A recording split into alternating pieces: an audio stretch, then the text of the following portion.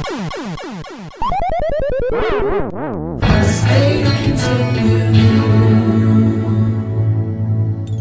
right. Yeah, so today at PressAToContinue, we're doing a very special episode. We're doing a demo that Psycho Robot Studios was so kind enough to give to us to show the alpha version of their game, Beep Boop Bot. And their name should have appeared on screen a little bit, and probably the logo of the game itself. Yeah, so you probably saw the Psycho Robot Studios logo there. I think the nickname for this is also B3, which I really like because it kind of sounds a little bit like E3. B3. Yeah, that's pretty clever, actually. Good job, guys, at Psycho Robot Studios. Yeah, I thought that was pretty clever. And we're kind of in a way pretty much doing a blind playthrough, which is what we wanted this to be like. We wanted this to be as organic as possible. A first look, if you want to call it that. To really kind of give our honest look at what we think about this game so far. And looking at the their video that they have on their Greenlight page was, it looks very interesting. It looks kind of like a twin-stick shooter, which I enjoy quite a few twin-stick shooters. Right. Just a couple of other ones, like Seven Ascent that I've played that are, or Savant Ascent. I probably said that name wrong. But that game's very fun. I'm hoping that this style of gameplay, because that's a genre that I really like. It's kind of like a subgenre of shmups themselves, and I think I'm going to be taking the reins for this one, since, Sure. Alright. I'm going to look over here at the tutorial, and right here, it's an image just showing off because, early alpha. More than likely there's going to be a video tutorial or a level tutorial at that point, and we set up our inputs before going on, so we aren't going to have to worry about controls too much. Yeah, we're going to go ahead and start the game and kind of give you a good look at Level 1 Cargo Bay. Bot. And this is the first round here. So WASD, very, pretty... Oh, okay. So, I think that enemy's name is Skid Row, or Skidmark. Yeah, Skidmark. Yeah, it's Skidmark right there. Yeah, and I think they even showed off like his model in Blender, and I think these are enemy generators. These things with health bars. So I'm fairly certain that the goal is to get rid of the enemy generators and the enemies before progressing through the level, because I don't think that this is one of those I think this is more objective based instead of getting through the level based. You can see my life up there. The enemies don't do too much damage, which is good, because I'm assuming there's going to be a lot of them later on. Yeah, that's kind of the impression that I get too. One thing I really like... Love that stuff. One thing I really like... I didn't mean to cut you off there, Chris, but one thing I really like here is... I really like some of the lighting that you're seeing in this game. The lighting is really something that really strikes me. It just looks great. And that's the thing that I think Unity does really well, which is what this is. Right. It's in the Unity engine. Right. I think Unity can handle lighting very well. Yeah. So they're definitely working with its strengths there. The models look... I really like the fact that the color coordination with the models makes it to where you know just at a glance what enemy that is, which I think is a really big thing. Yeah, and it kind of gives you sort of that old school categorization type of thing. I mean, I remember... Kind of when you look back at the old, it kind of reminds me of the old Mega Man bosses or the old, they have like enemies. A color. They have like a color associated. It has a sort of thematic elements to it that really kind of blend old school games kind of with present. You're seeing these obviously newer looking, graphics. The lighting is the wonderful Unity lighting that you see.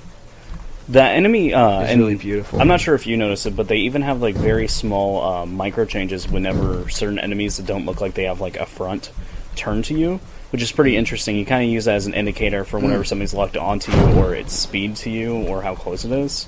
And this game plays pretty well. Right now I'm using mouse and keyboard, since there sadly is no controller support yet. At this stage, yeah. And they plan on adding that. I'm assuming that this is a boss. I like that intro. Hey, that's I like pretty that cool. intro. That was really, That was a neat the opening of surprise. the thing. Oh, and the enemies stay on screen while you're fighting the boss. I like that because it adds a lot more pressure. Yeah. And I feel like that's a big thing because if I remember, I looked at the story a little bit as well. Yeah. And you're, I think, like some kind of, I know Beep Boop Bot, the little character that we're playing as, is like a defense Roomba. If I remember correctly. Yeah, you could call him that. Yeah, you could call him a defense Roomba. And I think that these other robots that are on here got onto the ship somehow, and he's trying to protect the humans, his creators, from them, which is, I think, a great kind of a feel because I don't know. And I have to admit, Beep Boop Bot looks kind of cute. I wouldn't mind having a plushie. Yeah, with him. yeah. I think he would be a great companion if you needed a Oh, a flamethrower. Oh wow! I found out I had a flamethrower at the very end there. Kind of wish I could have. Oh well, hopefully level 2 I'll be able to have it. Yeah, basically the backstory of the game here is that Beep Boop Bot, B3, our little bot friend here, BBB, if you want to call him that, whatever the cool kids are calling him today. I wonder what the cool kids are calling him. I don't know what they're going to call him, but he's an out-of-date robot, and he's coming to help protect. He's doing the best that he can. He's kind of like trying Wally. to do the best he can, you know, to protect them from a shipment of bad AI robots. And this is one of the things that I liked that they show that they were talking about whenever they first were showing us the game. Yeah. Was you get these like Mega Man style power ups at the end of the level, which I love because if you remember, that turret had 2 laser shooters. So now we're getting 2 laser shooters, which I find so cool. I love that whole entire taking apart of the enemy boss. And it really kind of goes back to that that old school. I don't know if I got the name of the game right, and forgive me if I got the name wrong. But is it Galaga? Galaga? There is a game where I know what you're talking about. And do you know the theme of game I'm talking about, where you have an old school space shooter, but it's usually linear. It's usually one direction. Yeah, those are shmups. Shoot 'em ups. Shoot 'em ups. Yeah. So I played some old. I started at some 8-bit ones. Sega Master System had a great one called Bomber Raid, but obviously it was one of those that goes. It's linear. But one of the cool things going back to that is what you're talking about. Getting those extra weapons from, those special weapons from those particular enemies. Yeah. Is really one of the coolest parts of those types of games, which has been implemented into this game, which I think is awesome. Yeah. I think that's just such a cool way to go about doing it. I always love the entire upgrading as you're going kind of thing. It really changes how the game is. Right. And I do like the fact that you're only adding on and you don't have a Metroid thing going on where you somehow lose all your power-ups and then you have to find new and re-find them. That is that trope is just terrible. I'm glad that the story isn't like oh, you were disassembled and now you have to re-find your parts to protect the people. I'm just so glad that's not none of that's one happening. Of the You're right into the action right away. Yeah. Which is one of the cool things about this. And you feel like you have only progression and not catching up to do. Right. And I'm kind of afraid to go on these little caution things. And I'm not sure what they do, but I noticed that the little skid mark robot, the little wheel robot, wasn't able to go across them. So I seem to have been taking damage for no reason there for a second, or I just missed something. That was kind of weird. Ooh, hey, this is the flamethrower again, I think, but I'm going to use the rocket real quick. Oh, there we go. Wow. Ooh, different boss intros. It wasn't just the thing. Wow, look at that. Wow. Oh. That's very, that's very... was an Ocarina of Time. Incredible opening. That, wow, man. That was good. I like that. Camera work there. That boss opening. By the way, that's the first time either of us have ever seen that. Yeah. We've never seen that We before. might have seen the first one, but I didn't know. We just saw that for the first time. And that is... Honestly, it's beautiful. So the caution plates, apparently, we're holding these little robot hands. It is getting hectic. What does this do? I don't know. Okay, that does do... Oh! Oh, wow. Wow. Oh, my gosh. That's crazy.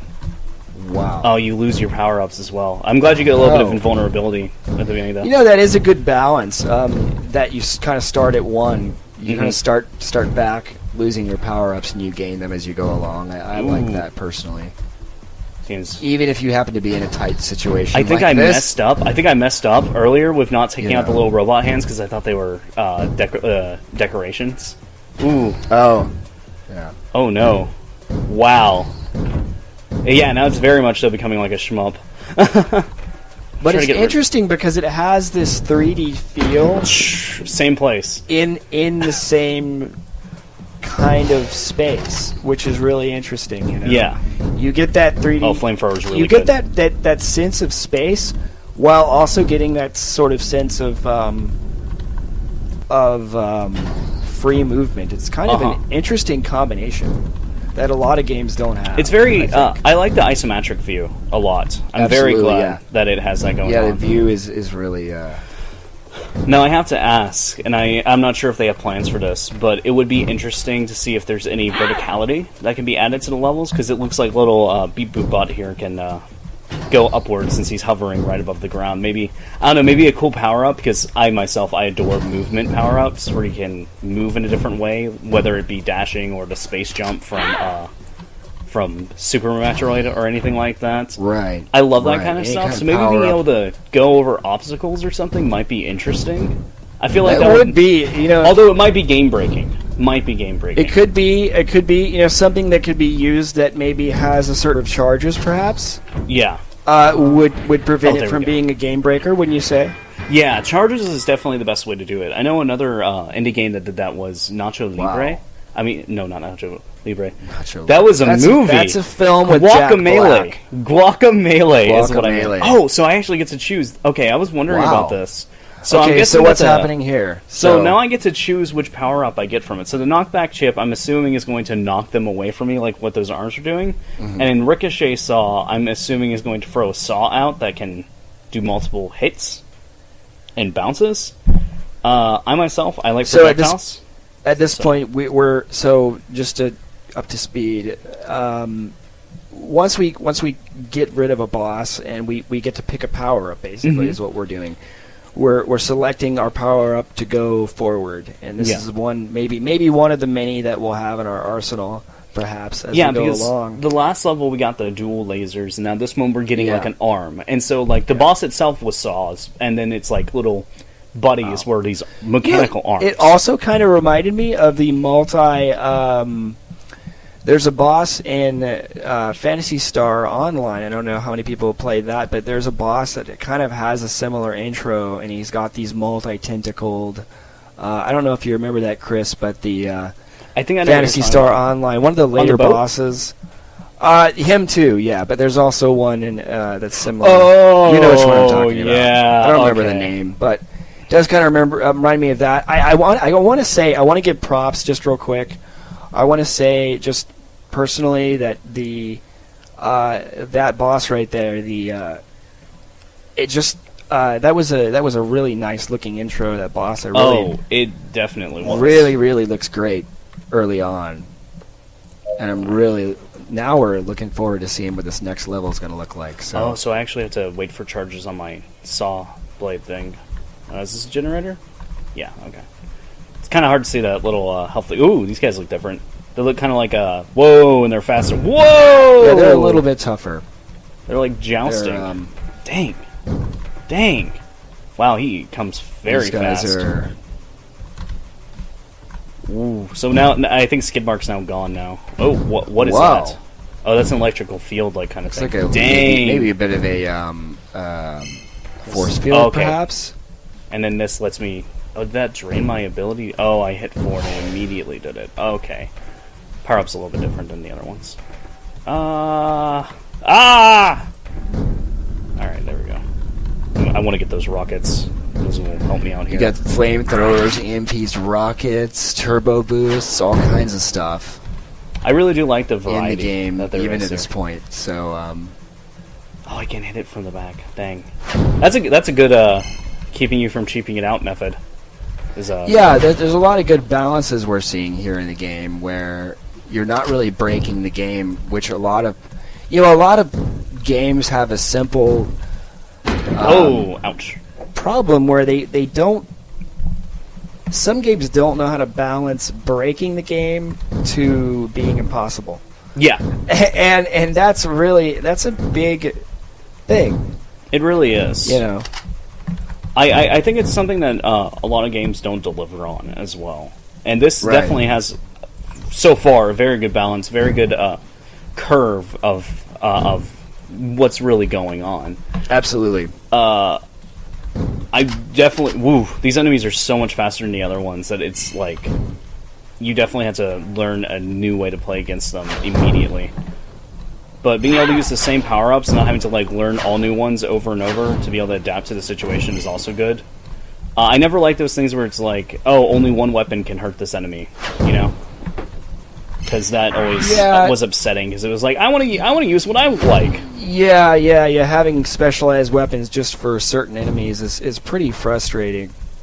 And like that's their only use as well. And I'm glad that this game doesn't do that. It's such a nice thing. I'm glad that all weapons are able to hurt everything. Sawblade, kind of lackluster, it seems. It sucks. Wait. So if I launch a lot of them... so they're kind of like... they're kind of like... So this was the boss that had images of him. And I think he has like flamethrowers. So. Oh, yeah. I think his name is like... Mordecai, apparently. I couldn't remember if it was Mordecai or not, but it's apparently Mordecai. I like that name. Mordecai. Okay, so he rolls at us, and then he does his fire, I'm assuming? Oh, man. Ooh. Alright. Oh, I like this. Because the other bosses, it was kind of you had to go to them. This one is actually going to you. I like that progression. Yeah, that is a really interesting... He's much more threatening than the other ones, which I think that's why they were showing him off with images and stuff like that. Ooh. You know, the game's frames aren't dropping too much either, even with this giant amount of enemies on screen, which is really nice. Definitely wow. a plus, because, I mean, that many enemies on screen at one time for any game, I mean... Take a game like StarCraft, where you have, at a certain point, once you have so many... and this so many like units on a screen, army. Right? Exactly. So, you know, when you take that into account, you really see what's already being done here with this game. And it doesn't feel too jumbled because there's not too many different enemy types per level, which is a good thing. Right. Because if there was too many enemy types per level, then you'd be trying to worry about too many things. Oh, let me get that repair stuff. Thank you. Ooh. Oh, wait, I have rockets. There we go. I'm going to use those very... Oh, I'm going to use those a lot. Whoa, wow, that flame's a lot faster than I was expecting it to be. There we go! And I think that's level 3 now done. That was a pretty neat boss, or is there more? Too. Take no time, babble chip. We'll see where else no damage, babble chip. So I'm guessing one of these will increase my damage for a while? So we've got techno time. And techno damage. Bubble and babble chip. I wonder if we're going to be able to see what they do. It looks like we're getting, and you know, just my early impressions. Oh, no, hey, there we go. Oh, okay, that was the end.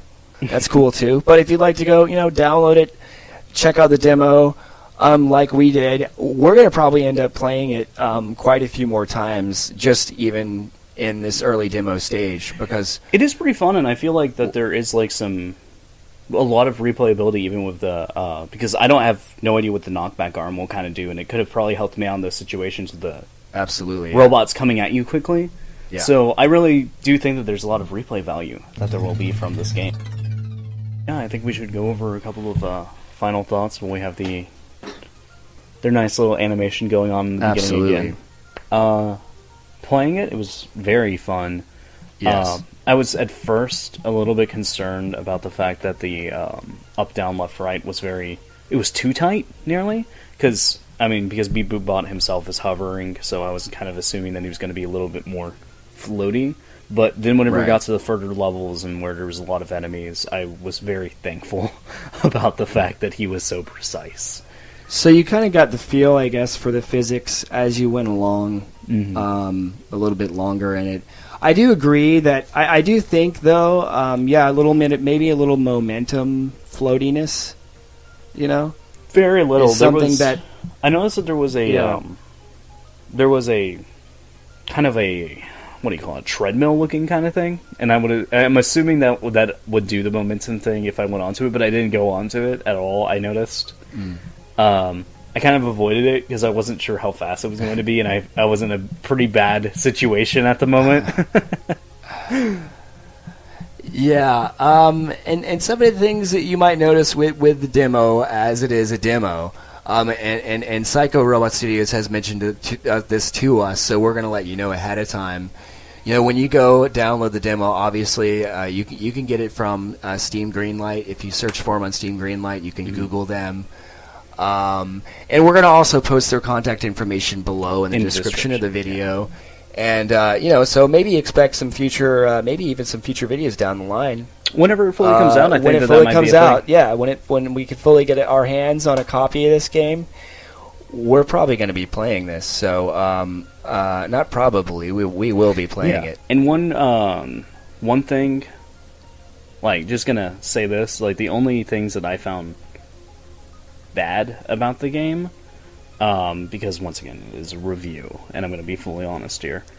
The audio, we needed to turn it down a little bit because the explosions were very, very jarring. So in the video you might notice that the audio is a little bit lower, but that's because of the fact that whenever we had it higher, like whenever we looked at it very, very quickly for a moment where we got a power up and we shot it off, and we both jumped because we weren't expecting the rocket to be that loud. And they've addressed that. They've addressed that. But that being said, it being such an early stage of a game it makes it even that much more impressive, I think, to both of us. I really do like the graphical design with it, honestly. There's very core themes that have been shown off, and I saw in one of their images, we might put that up, there's like a lounge room level. And that's so cool to me because it's going to get more and more from you're in this like tech area, like the cargo bay, because I guess you're starting up to try to protect the people, and they're getting further in, so you're going further in. Right. That really goes with the story that they've already set up, and I love stuff like that. I just feel like that interaction with real world objects. 'Cause I think there's like a pool table in there or something, and that's just being able to. I hope you can go underneath that. I really hope that you're able to move underneath that and. Oh, yeah. Yeah, that pool table. There was an environment we did see from some early stills that we looked at that they had given us. That some of the level designs were really cool and very different. I mean, comparing first level to pool table level is it was just so. It had so many different elements of different games that I've enjoyed over the years, and really made me look forward to what else is going to be happening here. So, keep an eye out for this one. Beat Boot Bot, BBB, B3 if you want to call them that. And those of you who love to just sit down and put a whole bunch of time into a game, they are planning on a survival mode where you can just continuously play.